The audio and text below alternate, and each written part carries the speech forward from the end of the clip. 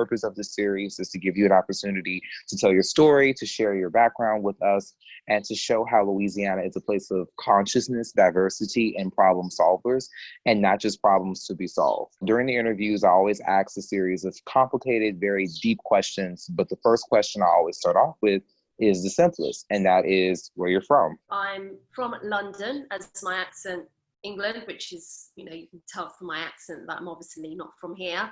But my parents are actually from the Bengal region of India, which is, the main capital is Kolkata. My parents were are Hindu. So I was Hindu by birth in terms of religion, but I spent most of my life, I was born in London, and I spent most of my life there until recently when I came over to Louisiana, which I will tell you a bit later, but through a series of fortuitous circumstances, and primarily through a love of music. That's what brought me here. So I've had the pleasure of being able to go to London many, many years ago. And what I found about London was that it was a very diverse city, which is not something that is common with a lot of European cities. Like I read somewhere that London has like hundreds of languages spoken in the city, and it's a big city with people from all walks of life. But I'm not sure if it's always been like that. So tell me what it was like growing up in London, and the kind of things that you did growing up, and how London changed as you evolved as a woman and as a person. It's really interesting you should raise this question. So my parents, like most immigrants, when they came over to London, settled down in the East End, as they called it. There were, that's historically, the east part of London has always been a source of community. That's where a lot of immigrants settled down. We started with the Huguenots, the French Huguenots during the 16th century, and then we had the Jewish community arriving in the Victorian age. And then we had Asian communities and Afro-Caribbean communities coming over in the 60s. So East London has always been, I'm very cautious about using the word melting pot, but it's always been the epicenter of multiracialism, essentially, in my opinion. And so my parents, I was born in East London, and then my parents moved over to the suburbs.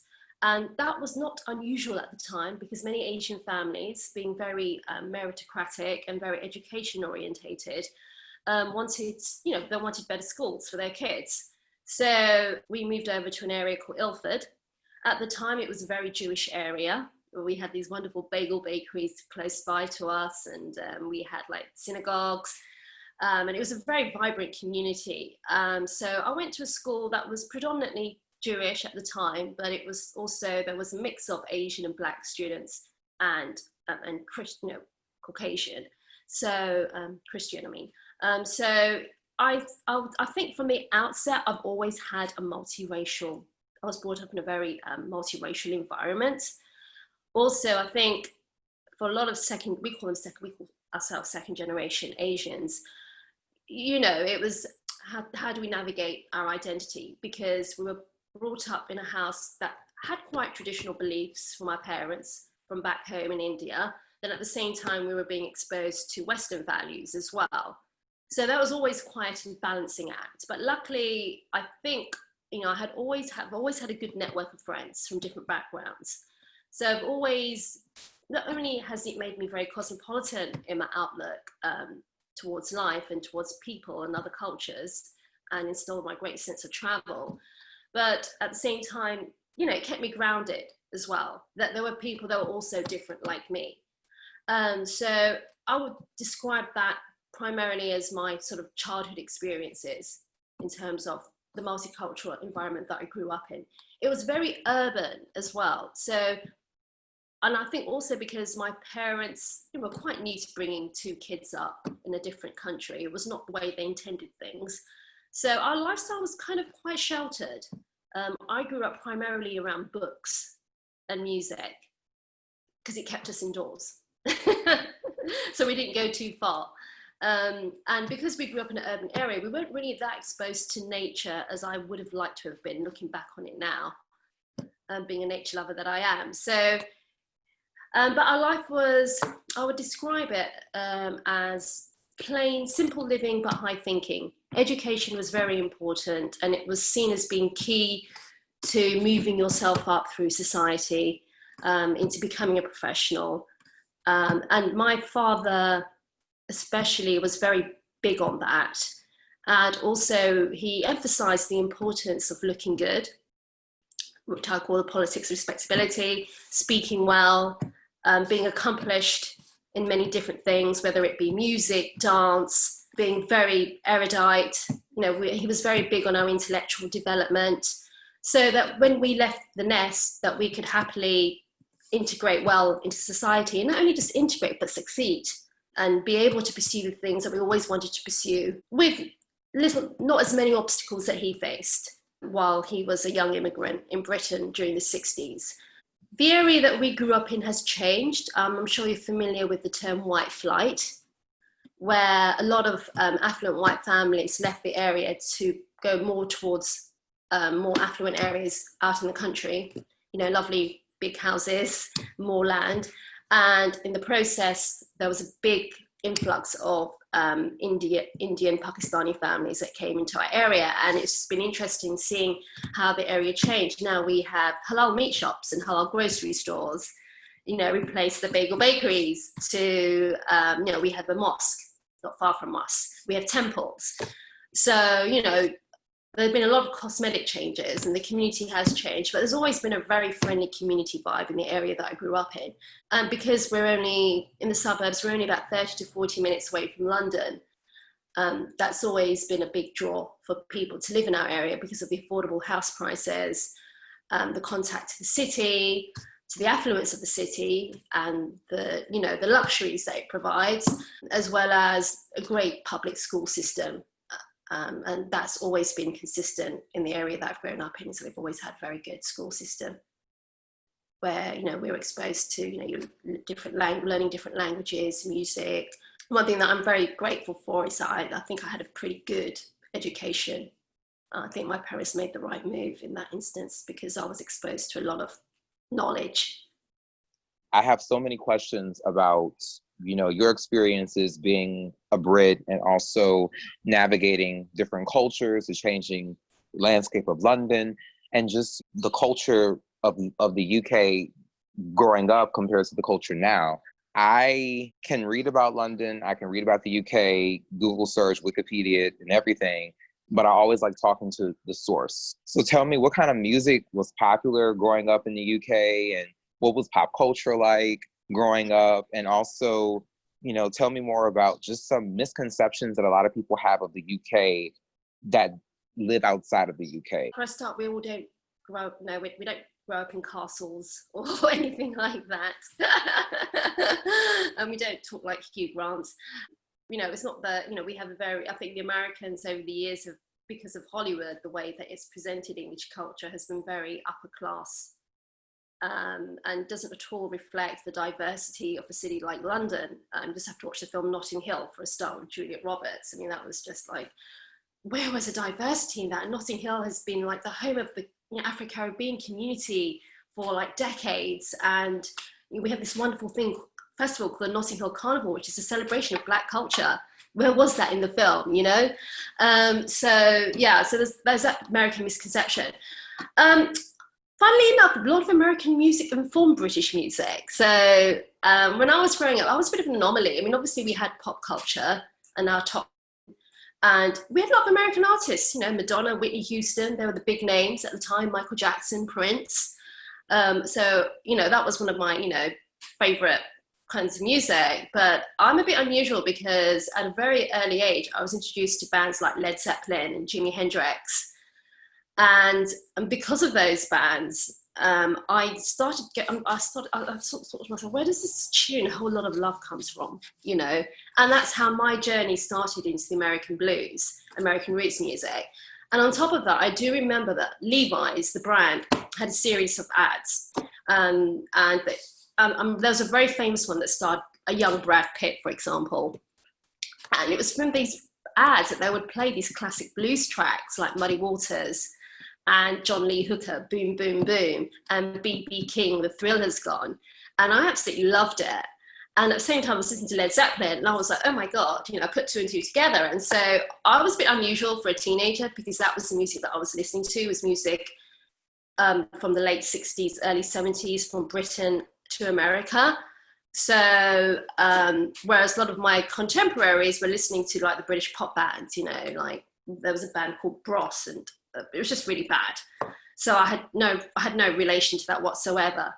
And also American rock music was also quite high up on the agenda for a lot of British people. But what was really interesting when I was growing up was there was, obviously at the time, Nelson Mandela was in prison, and there was a big, obviously, people were very aware of the apartheid system.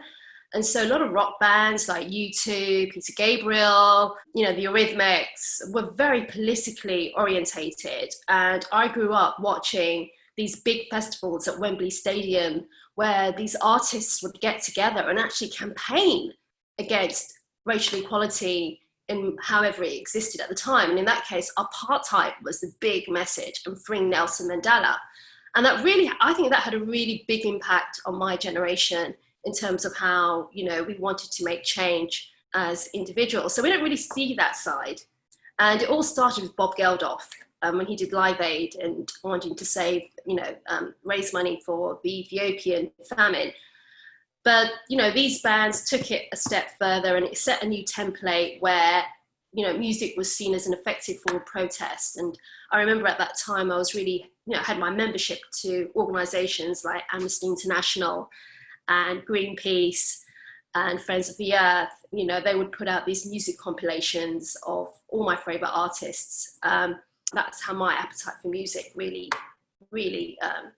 kind of got more, increased, and also, made me really aware of political issues was through listening to that music. And also, what's interesting as well is while we were at high school, or we call it secondary school over here, we were exposed to a lot of American literature.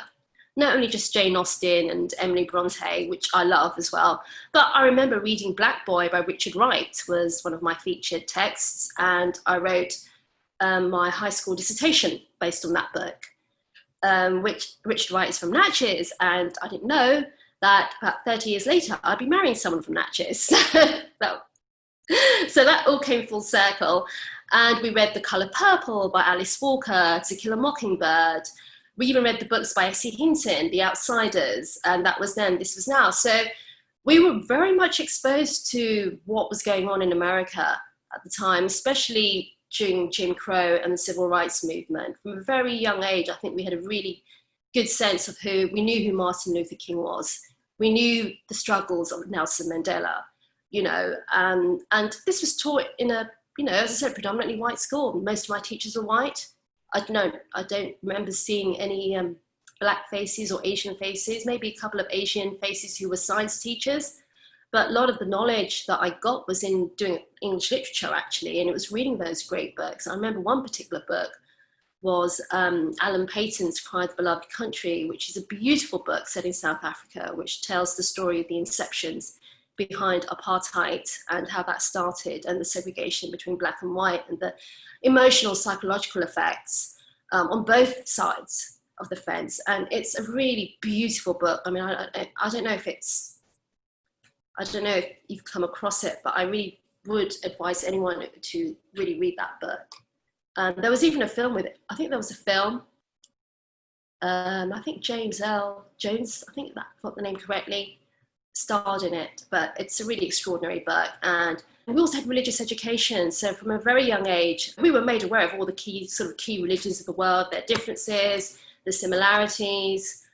We weren't just exposed to one particular religion. And we had once a week, for the most parts of the week, actually, we had like 3 different what we call assemblies in the morning, where we had the Jewish assembly, the Christian assembly, and we had one which covered Islam, Hinduism, and Buddhism, and Jainism. And it was up to you where you chose to go. Even though I look back on it now, I think, yeah, that probably wasn't a very good, that was a bit hokey, and there's some disadvantages of, doing that. But for me, it was a good eye-opener to really understand the diversity of the world in terms of culture and religion. And people were allowed to take days off whenever they had a religious holiday. I remember during Hanukkah, how school was so quiet, and also during Diwali, which is the Hindu festival of lights, we had, by that point, I was a teenager, there was quite a large Hindu community in our school, so they'll take time off, and also during Eid as well, and I was aware of friends fasting during Ramadan. It was a very culturally rich upbringing that I had, and I think people aren't really aware of that in America, unless you actually go to London and you see its diversity, and you're like, oh my God, growing up in urban London, that was more or less it, really.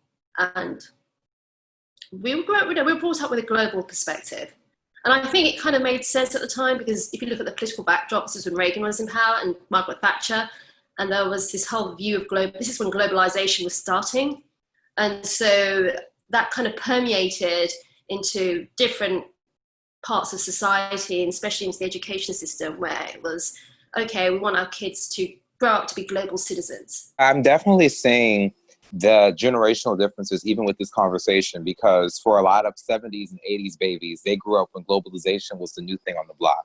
Yeah. For us 90s babies, globalization is something we grew up with. It was normal for us. We grew up with technology and all these different things happening, to where the whole idea of being connected to other parts of the world was not new for us at all. It was just a part of life. But one thing that I definitely resonate with as a big difference is the difference in culture and exposure to culture, I guess, compared to the UK versus the US, because I had a culturally rich childhood, but that was not because I was around diverse people. I had a mostly African-American upbringing, but it was through books and this escapism that gave me a sense of belonging that allowed for me to be able to understand other cultures, learn about my own culture, and be exposed to different religions and things like that. It's just so great to learn about the UK from a person's perspective, as opposed to a newscaster's perspective or a Wikipedia article or whatever the case might be, or a movie that doesn't tell the whole story. And I know that the UK has a lot of history in terms of starting social justice oriented organizations, like Amnesty International is from the UK. I don't know if Greenpeace is also a British based organization. I don't know, but I know that Amnesty International is. But I also am aware that with diversity comes racism and other forms of injustice. What did racism look like in the UK growing up, and what does it look like currently, if you can answer that question? It was, of course, when we were growing up, especially in my early years, we had the sort of street racism. You'd be out playing with your friends and you get called the P word, which is a derogatory word to describe someone from Pakistan, even though we weren't from Pakistan, but it was used as a derogatory term, like the N word, against people who came from, from the Indian subcontinent. And even in university life, I actually took it upon myself to move to areas where I wasn't the majority. I was actually the minority. So for the most part, my experiences of being like the only Asian woman on the block, kid on the block, was quite positive. I've always had good friends. I've always attracted good people around me. But, there are all those little incidents when you're out in the street and that, and everyone's drunk in Northern England and somebody just uses the P word at you or makes some sort of joke about curry or whatever. But then also, when it came to like relationships, interracial relationships, that was quite interesting, because I think at the time when I was growing up, like this is my late teens to being an early adult at university, I think people were then opening themselves up to going out with people of different backgrounds. And obviously interracial relationships, they weren't new, but at the same time, it was still it was new territory for a lot of people as well. And I think it was new territory for a lot of people, for the guys that I dated. You sort of find yourself casting aside aspects of your identity to sort of fit in. And you subconsciously do that, even though you feel that you're dating someone, you're just going about your everyday business of dating someone. But I didn't realize, looking back on it, how much I was sort of putting aside elements of my identity to fit into this idea of being a good girlfriend. And, there were little things like you're not taken home to meet their parents, for example, because of the color of your skin or your culture. even though, you know, we talk the same, we've got the same accents, you know, we read the same things, we listen to the same kind of music, we, you know, have the same consumption habits when it comes to popular culture. Because I remember, like, my friends would start dating guys, you know, and they'll be taken home within, and I'll be like, hey, I've been dating this guy for a year now, I haven't been taken home back to meet his parents. What's going on here?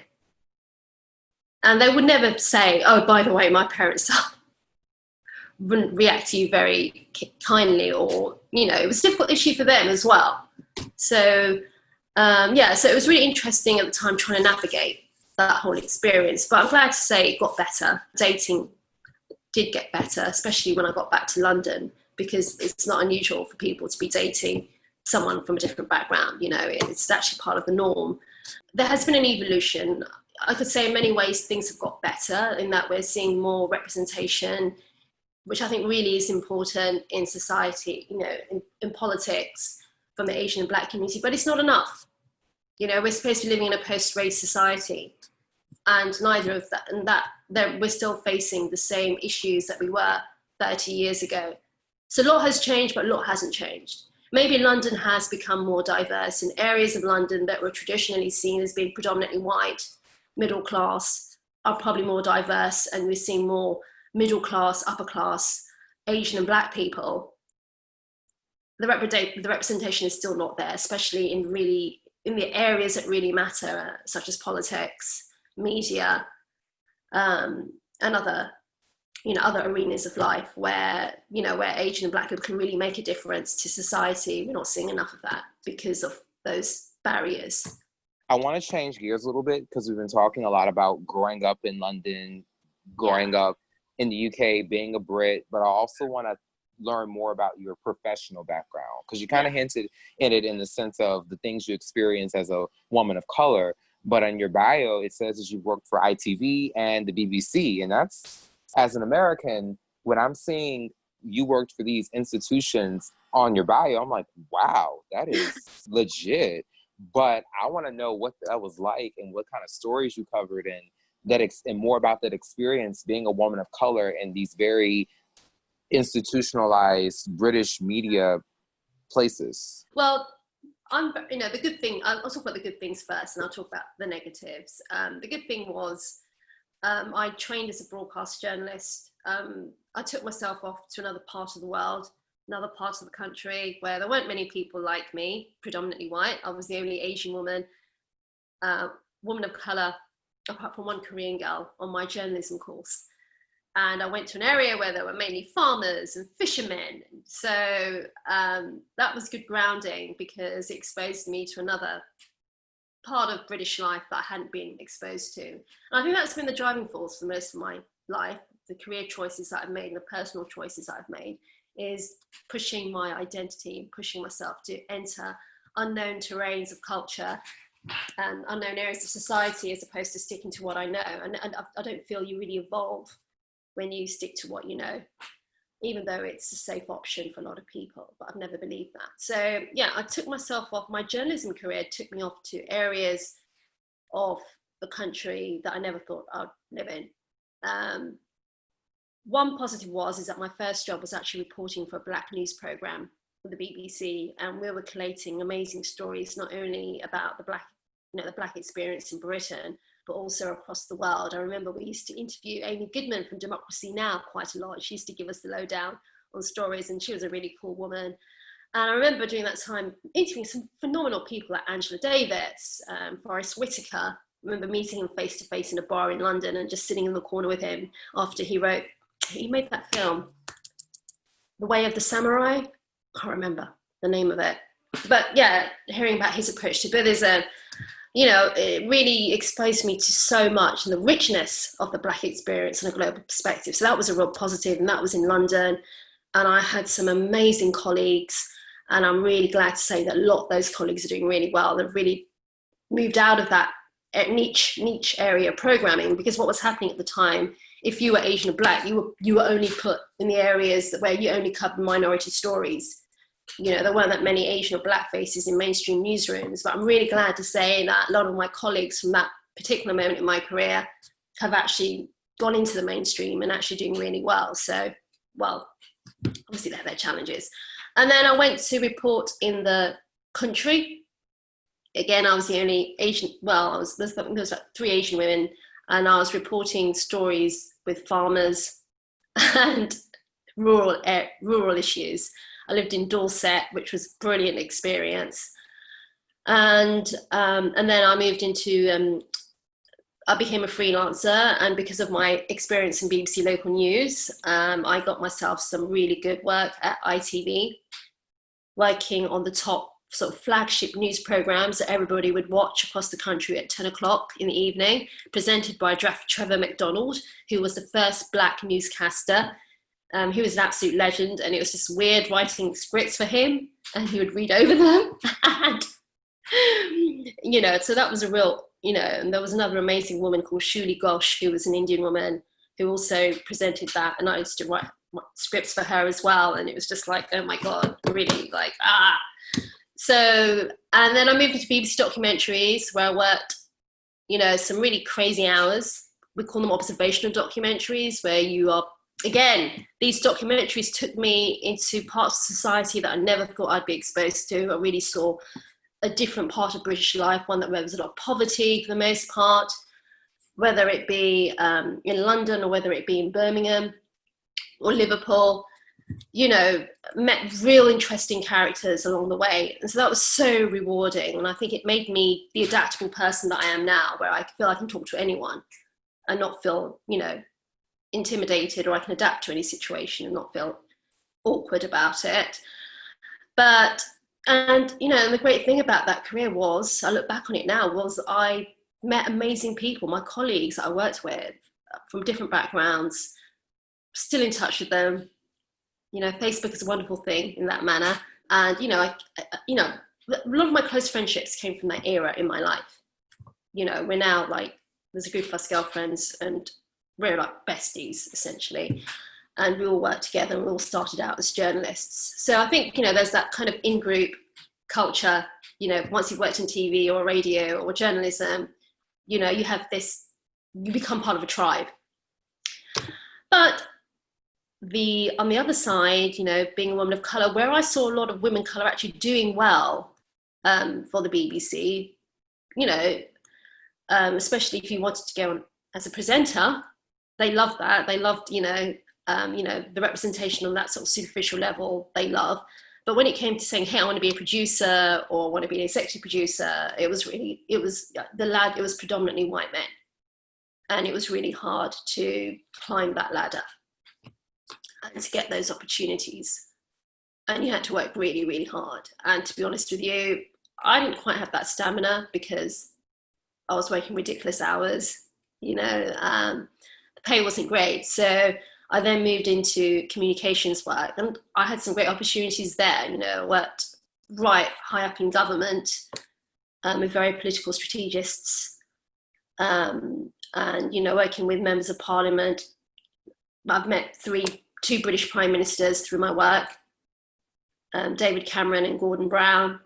You know, I've been to Downing Street numerous times for one particular job, which we worked on a campaign with Samantha Cameron, helping to promote awareness of families with children with disabilities. So there have been so many wonderful opportunities that I've had. So in many ways, that kind of, you know, I look back on my career and I look back on it with a smile, if anything, but I know it was tough in terms of trying to get your voice heard. My approach was to work twice as hard as everybody else, but sometimes that's not enough. It's about your personality, it's about your charisma, it's about your ability to schmooze and to be able to say the right things. And politics, especially when I was working in political communications in England, is really tough. There's a lot of backstabbing. And if you don't look like the in crowd, you're the first to, you know, you're normally the fall guy. So not that I don't really experience that, but I saw it happen around me, you know, and you have to have a particular kind of personality. It's almost, you have to be quite Machiavellian, and I like to be nice. I don't like to be mean. So yeah, so it was a really, you know, for the most part, amazing opportunities, but yeah, it was bloody hard work. But one thing that I find really encouraging is when I hear success stories from back home, especially from my friends who are women of colour that are doing really well in their chosen professions and, you know, getting awards and accolades, and that really feels like I feel so happy for them. Like, it makes me feel happy. It makes me very optimistic, especially for the racial climate over there. But I know that a lot of work needs to be done. There is still a lot of work that needs to be done in terms of the retention and promotion of minorities in the country. And also it depends on who's in power as well. Because obviously we have a prime minister who's quite, you know, I wouldn't say he's not as right wing as I think the Conservatives in England are somewhat different from the Conservatives in America in terms that they tend to be more socially liberal, but fiscally and looking at the way he's approaching the pandemic is no different from Donald Trump, the president. Just a very quick question, and then I'm going to change gears a little bit as well. A lot of times when people think about politics in other countries, especially in America, we think of it from the lens of American politics. Yeah. And what I have learned is that conservative, liberal, centrist mean very different things in other parts of the world. So what are some differences between, I guess, British politics and American politics that we as Americans need to be aware of when we read BBC articles or CNN articles about what's going on in the UK? Well, for a start, we're a multi-party system. So we don't just have two parties. We have different parties that occupy certain seats. They obviously at election time, they all fight for seats in the House of Commons, and then they're members of Parliament who represent us. And then, if they debate a bill, it has to go through the House of Lords to be approved. And what's interesting about the House of Lords, it's peer appointed. So you have to be appointed to become a lord or a lady. And they sign off. If they don't like it, it goes back to the House of Commons and it has to be revised. So that's my sort of quick rundown. And when we have multi-parties, we have the Conservative Labour parties are the two sort of major parties. But then we have the Scottish National Party, which has been getting quite a lot of traction over the years. And the Scots tend to be more liberal and more very left-wing, more progressive than, say, the Labour Party. We also have the Green Party, and we have there's the party from DUP from Northern Ireland, and they occupy a smaller number of seats. And obviously the whole point of the election is, like over here, whether it's the Senate, House of Representatives, which party gets the most seats in the House of Commons becomes the government. So, well, there's always been a strong connection between British and American politics, and I have found that whatever happens in America somehow manages to get its way over to England. When you look at how Brexit happened, for example, and you look at how the current government got into power, like Boris Johnson, it's not much different from what we saw in America with the voting of Donald Trump. Outside of London, England is very different. It's not as diverse culturally. It's predominantly white, and we saw the same sort of anger about issues the way that we saw with Middle America when Trump was voted in.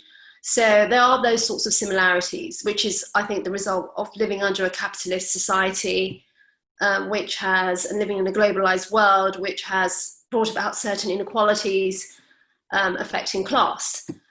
We have areas of England that were very industrial hubs, the coal mining industry, for example, steel, that fell by the wayside, have fallen by the wayside over the past 20, 30 years, and we see high levels of unemployment. So as a result, we're seeing it's like the Rust Belt, essentially, in America.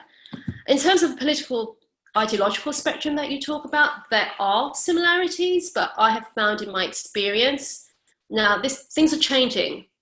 And I think we're getting more towards the American model, current more of political ideology than before, in that when we had a conservative government, for example, it's always been about fiscal conservatism. How can we, manage money, manage the economy effectively, which is cut back on public spending, cut back on services, but grow the private sector. But they've always been pretty social liberal in terms of when it comes towards gay marriage, when it comes towards abortion. I mean, that's not even really an issue in England. So I always find that interesting that there are issues over in America that I'm like, why is this even an issue? This was resolved in 1960, blah, blah, blah. But it's still rearing its ugly head. Whereas back home, I mean, I don't know. I mean, I've been out of touch with the political scene, but things like, yes, we've been slow with equal rights for gay couples and gay marriages.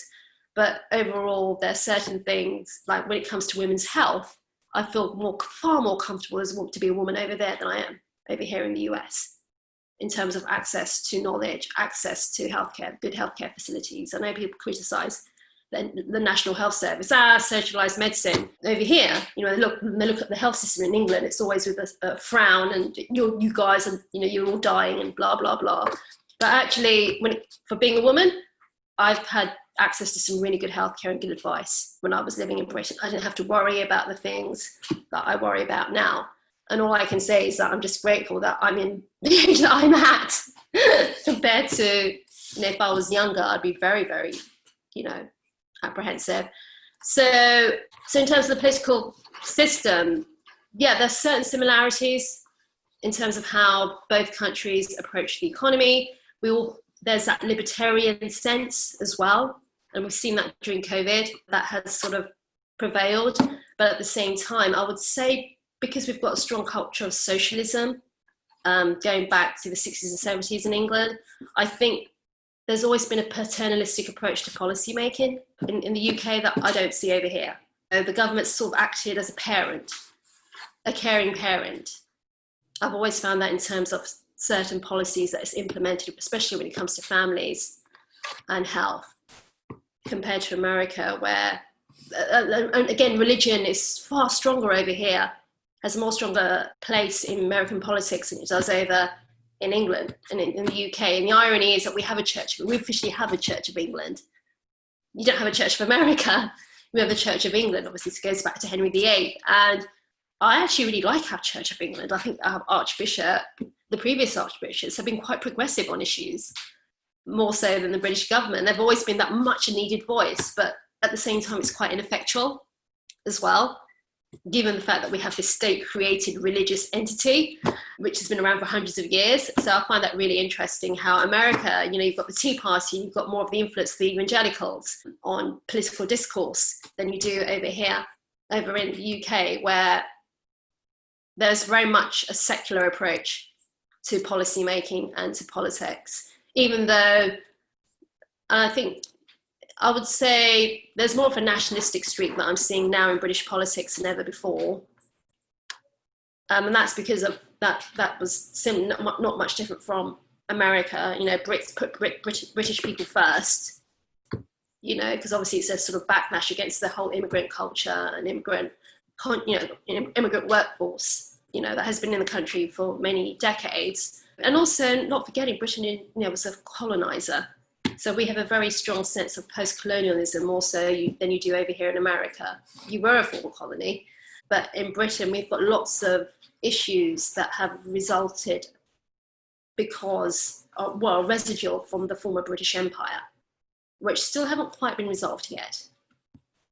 And I think that definitely makes us different. And also we still have those strong relationships with the former colonies, which the Queen has put together as, you know, which is known as a Commonwealth.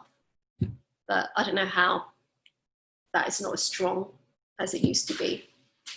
America has a lot of cultural differences compared to Europe, and religion is one of those things. I think that comes from our unique history, being a country that literally was created kind of like as we went along, whereas the UK has thousands of years of history. A lot of European countries were empires before they became countries.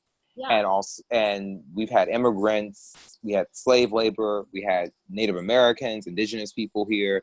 And so all those different things in our negotiating the changes of America have kind of informed our politics, because I noticed that if you look at American history, America could have gone the route of Europe. But in the 70s and 80s, a lot changed in our politics. And a lot of that has to do with racial history. A lot of that has to do with like class and other cultural things that happened in America that were very unique to the rest of the world. And yeah, I mean, compared to a lot of the countries that broke off from the UK that still have English influences like Canada and Australia, we are very unique because Canada and Australia and some in Canada do have similarities in terms of the indigenous peoples here and having other forms of injustice, but we are not as connected to the UK as Canada and Australia are. Yeah. And that definitely shows in a lot of politics. I lived in Canada for a year. I lived in Vancouver. And they probably have a stronger affiliation to the royal family than a lot of Brits do, actually. Yeah. So, in a very traditional sense as well. And even, look at, I don't want to generalise, because, Toronto is a totally different beast from Vancouver. It's a very big, I'd say Toronto's a bit like New York, being this big multiracial city. But I would go as far as to say that, the Canadians have a certain reserve or demeanour, which is quite English as well, quite British. And I see aspects of it in their culture and the way that they approach things. And I think there's that. And given, obviously, Justin Trudeau as well, I think he's quite the social democrat, similar to some of the European leaders, like Merkel. And I know that he has this bromance going on with Macron in France. But I think France, and I think France is more, France being a republic as well, has a very unique set of qualities as well. But I definitely see Canada having more, especially with the Acadian European influence, which we see in Montreal and Quebec as well. It makes it somewhat unique and very different from America in particular, even though, and I think the Acadian culture in Canada has its similarities with the Acadian culture over here in Louisiana. I spent a lot of time in Nova Scotia and Quebec, but there are some very distinct differences. As well. The Quebec with the Acadians actually, and they have a certain way of speaking French, but I'll say there's more sort of there's a strong European connection for sure. Well, since we're talking about Louisiana, we spent a lot of time talking about life on the other side of the pond, but walk me through your journey coming to this side of the pond, to America, and then coming to Louisiana. Just tell me about how you arrived to the decision to come to Louisiana and how you've navigated the different differences living here in the United States as a Brit and as a British woman of color. And also talk to me about just some things that you do and things you're involved in the community here in Baton Rouge. I actually came here because of my love of music and for the blues, and I embarked on this solo road trip that took me from Louisville, Nashville, Memphis, Clarksdale, Natchez, and New Orleans. And it was when I was in Natchez that I met some really amazing connections, people who became very good friends of mine. And, and I kept in touch with them. And I don't know how to describe this, but I just remember specifically when I arrived in the Delta, Mississippi, I really felt at home. I felt like I belong here. And I don't know where it came from. I don't know if it's a past life connection or however you like to see it, but there was a sense of destiny, definitely, for sure. And my love for the region, I had such an amazing road trip. I met the most amazing people from all sides of the fence, who really looked out for me. As Blanche Dubois says in Streetcar Named Desire, you can always rely on the kindness of strangers. And I think that was definitely, I think that perfectly sums up the South. And also William Faulkner's quote, to understand the world, you need to understand a place like Mississippi, really sort of resonated with me. That quote really resonated with me because I think it's really true. It's a very clever quote. Anyway, digress. Personality that I am, I just don't like to go and travel somewhere and come back. I actually like to go and go somewhere and live there, absorb the culture, make new friends. And I reached a point in my career where academia was calling me. My brother was already in academia, and I thought I need to get on to the next stage of my career, whatever that may be. And I started looking into opportunities over here because I thought the American university system, being the costly thing that it is, was out of my league. But I just so happened to have a really great chat with the associate dean at the Manship school, and the course looked amazing, the masters looked amazing. It's exactly what I felt would have been made the perfect step into academia, and also the next stage for my intellectual development. And you know, and little did I know that while I was doing my master's, she was also gearing me to do a PhD. I was like, well, why not? So that's where I am now. But also my personal life changed in that I actually started dating someone from Natchez, and doing my PhD, I got married. So which solidified my place here in Louisiana. And given that Natchez is only like 2 hours away from Baton Rouge. So it was my love of music that got me here, got me into this trouble. No, it wasn't trouble, but actually got me to Louisiana. And ever since then, I mean, I still write for my blues magazine now and then, but my life has very much been embedded in the PhD. I love the music community here. Between here and New Orleans, I've met some great people. I know that after my PhD is over, I'm going to be definitely pursuing more musical aspirations of sorts, even if it just means that I play the guitar decently, half adequately to myself. I'll be happy with that. So I'm very much involved with the music communities. Also, through my writing of blues music, I've been in touch with great blues music artists, like someone like Henry Turner Jr., for example, in Baton Rouge, and did a piece about the swamp blues scene for my magazine, which was great. In Natchez, I'm on the board of the music festival. They have a music festival every year in May, which is really worth checking out. That covers, musicals to opera, it's quite deep and modern music. So that's always been fun. But yeah, so that's the sort of extent of my life, as it were, here in Baton Rouge. And I just love the fact that the magazine that I write for, not that I can write as much as I would like because of my PhD, has allowed me to bring both worlds together, my worlds in Britain and my worlds in over here as well, bringing the voices of the unsung heroes of music to a bigger audience has always been something that I've found most rewarding, finding those untold stories about the blues especially, that nobody really has, they know about, but, when you're actually speaking to the pioneers for a particular scene, it really does. I really feel happy. It really makes me, and it really, it's great for the artists as well over here because they often get forgotten in the narratives. So it's great to have people from different parts of the world calling Louisiana home. It's just a fascinating journey to hear about. This idea of a road trip is what brought you to Louisiana and brought you to the South, and also kind of got you settled into America.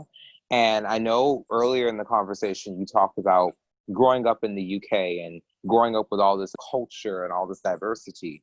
And Louisiana isn't exactly a place that's associated with those things compared to other parts of the country, even other parts of the South. So as a British woman who's dealt with diversity, being in very multicultural environments, coming to a not so diverse part of the world, how have you been able to manage that? And has being in America made you think deeper about other parts of your identity that perhaps your childhood didn't? Well, for a start, I think when you move to a new country and you don't see anybody like yourself, not only, I mean, I've met other Indian people, people the same color as me, but obviously no one with a British accent. So if there's any British, Asian or British people of color out there in Louisiana, please look me up. I'd love to connect, even though I've met some amazing British people, especially here in Baton Rouge.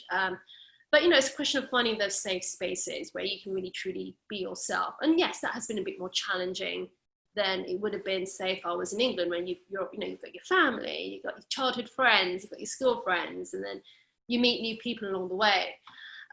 So it's about finding those safe spaces where you can find like-minded people. So, for example, I'm finishing my doctoral thesis at the Manship School of Mass Communication, and they've been a fantastic family to me and a very safe one. That's been a safe space for me over the years, and it's grounded me, it's kept me going, and I'm eternally grateful, for the opportunities that they've given me. So, as being as a woman of colour, I've been blessed with great mentors. So, I'm very lucky to have been there.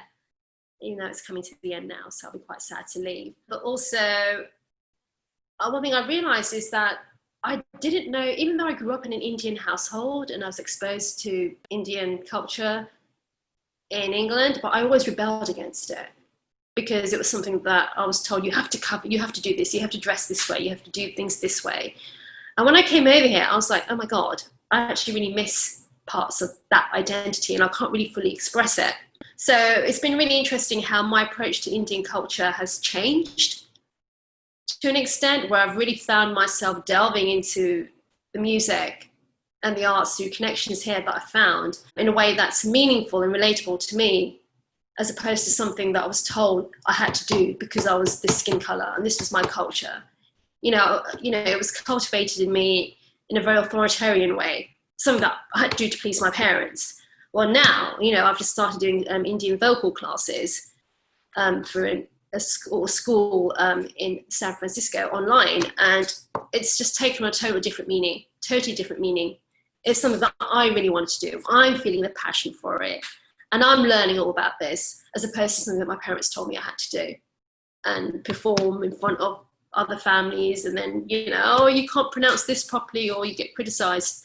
But now I feel more of a need and more of an urge to really delve into my Indian roots more so than ever before. So that's been really interesting when you're away from something that is so part of you, and actually a part of you that I wouldn't say resent or despise, but it's a part of you that you sort of try to distance yourself from because of, for whatever reason. And then you come to a new place and there's no one like you, and then you feel that pull back to that deep, to those deeper parts of you. But the great thing is that you're given the opportunity to redefine it in a way that's meaningful to you, not because you have to make the community happy, not because you have to make your parents happy. It's so that you can make yourself happy.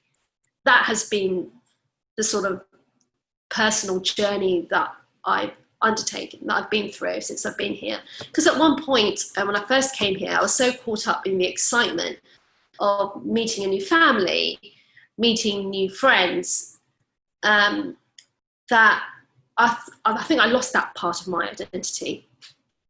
You're exposed to a new culture, so you're trying to fit in. In this case, it's a white conservative culture, one that was predominantly Catholic, and, they embraced me, I embraced them, and it's been amazing and it's still there.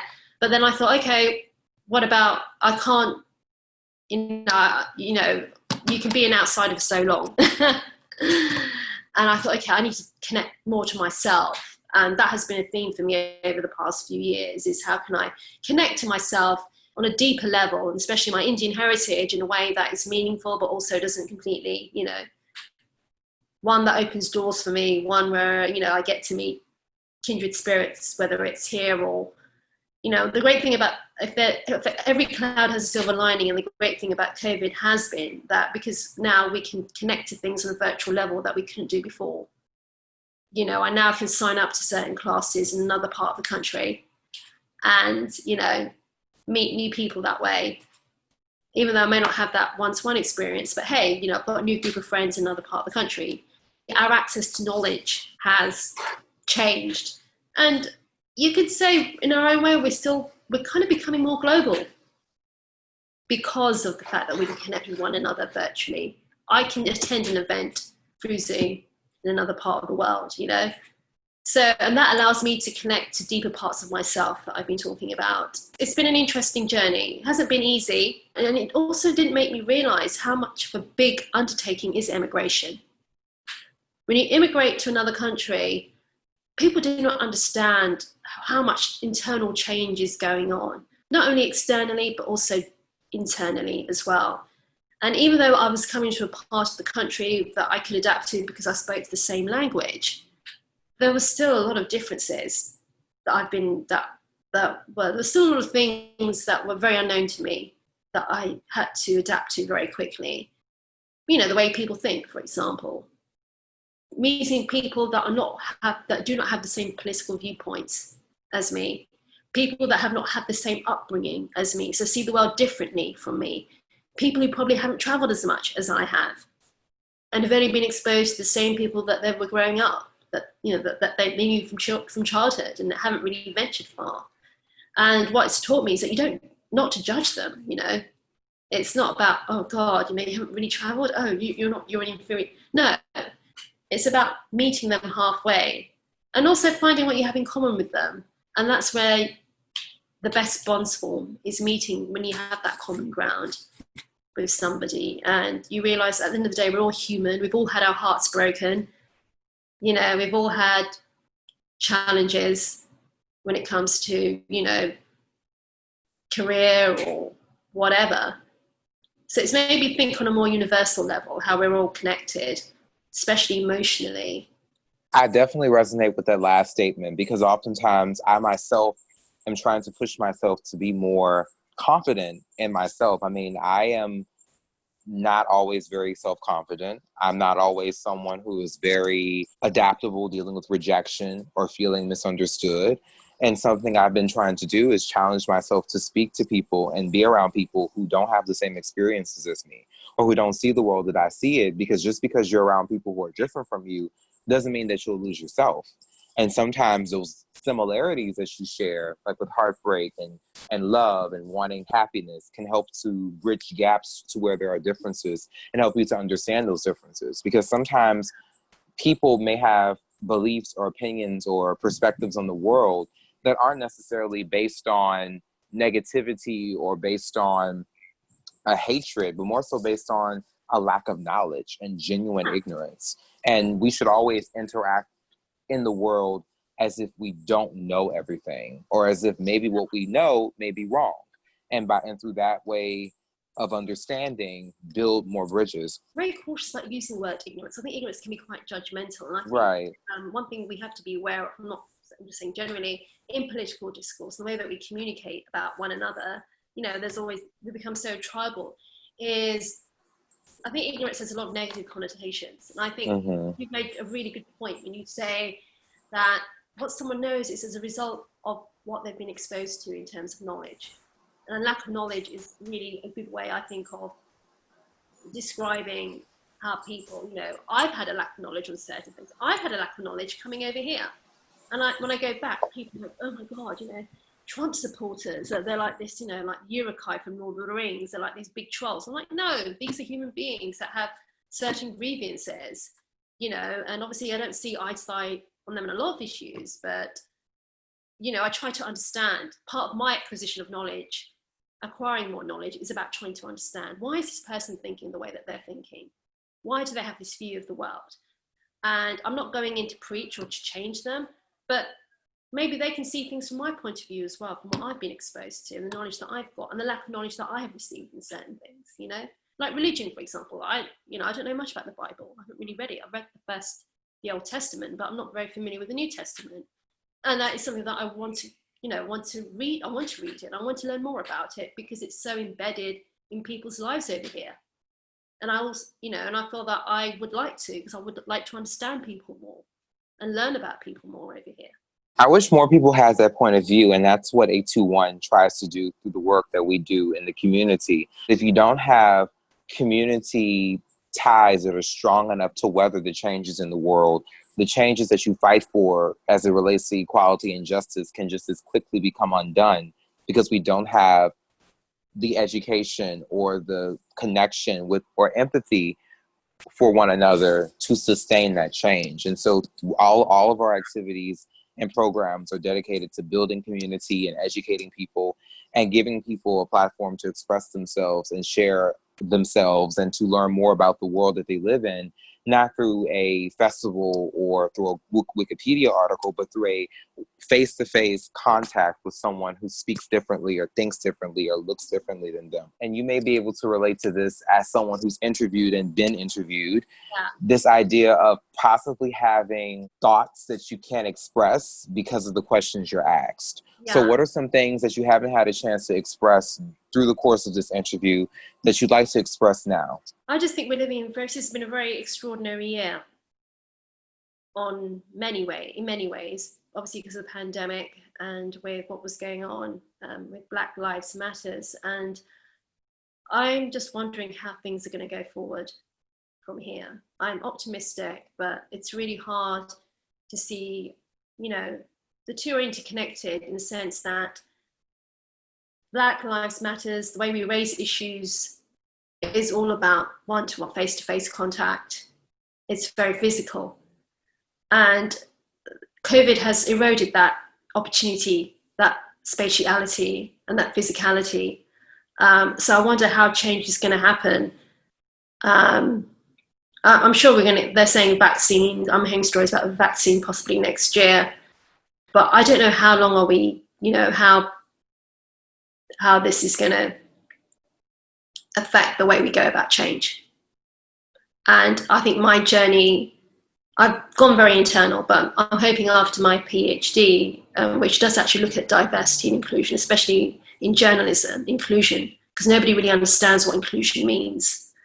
It's a term that's been loosely used, whereas diversity, it's a diverse range of people. But once you've got a room of diverse range of people, how do we integrate? How do we make everyone, how can we be more equitable, and how can we make everyone feel as though they've got a voice, and how can that translate into what we see on the screen, and how can that ensure that everyone is given a voice in stories?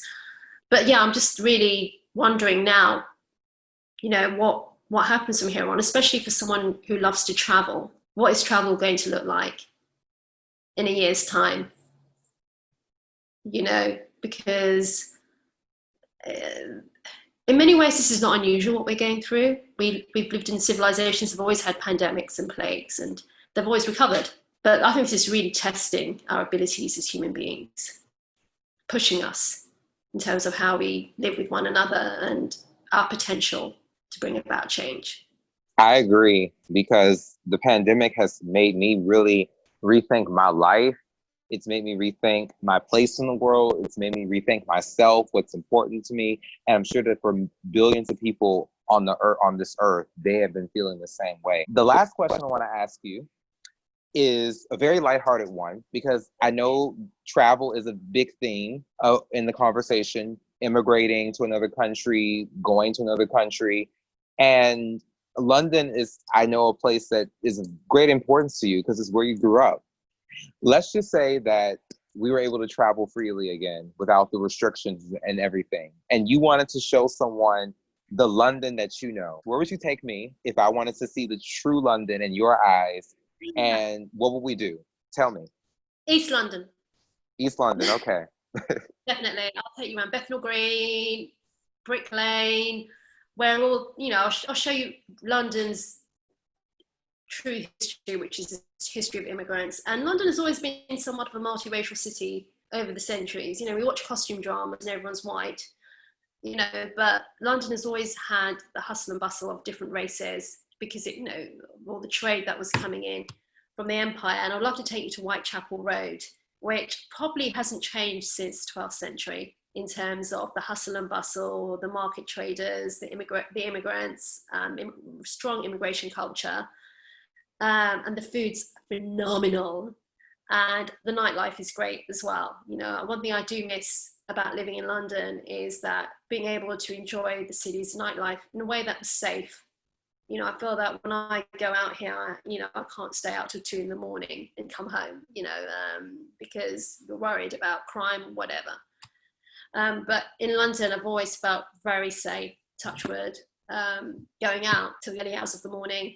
And I'll definitely do that with you. I'd say, okay, we're going to go out, whether it's a club or a jazz bar, and we're going to stay out. We're going to go and drink coffee in Soho, and we're going to watch the night crowd, and we're going to, watch the sunrise above the skyscrapers of Canary Wharf. And you're making me homesick talking about this.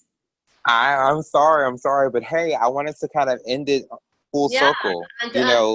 And I'll have to take you to Hackney as well, which is a really cool part of East London. It's where my brother lives, and that area's gone through a lot of good and bad gentrification, but it's still it's a bit hipsterish now. And when I was in London, I was 17 when I went to London, and now I am of age. I am mid-20s. I'm not going to tell my age, but I'm mid-20s. That's all y'all will know. And I look forward to one day being able to go to London and being able to go to a London nightclub, being able to experience the UK, England, and to see so much of the city that movies and TV and all these different things can't show. And the music is phenomenal. I mean, there's a great jazz scene that I'm seeing from, millennials right now in South London. And there's so many wonderful underground places to go to. Yeah, I'll take beat and track. That's what I'd do. I'm excited. I'm excited. Paromita, thank you so much for speaking to me. I know it was a long conversation, but I enjoyed every second of it. And I hope this was an opportunity for you to share your story, share a bit of yourself with the rest of the community, and just to feel as though I know you talked about this feeling of understanding identity, understanding yourself, and navigating these changes and feeling like an outsider. So I'm hoping that this interview helps you to feel a sense of connection to this community that loves you very much, even if they don't know it, but they eventually will know it. But it's so great to connect with you, and this is such a wonderful project that you're doing, and you've got some great voices, and I'm really excited to see where it goes. So good luck with the rest of it.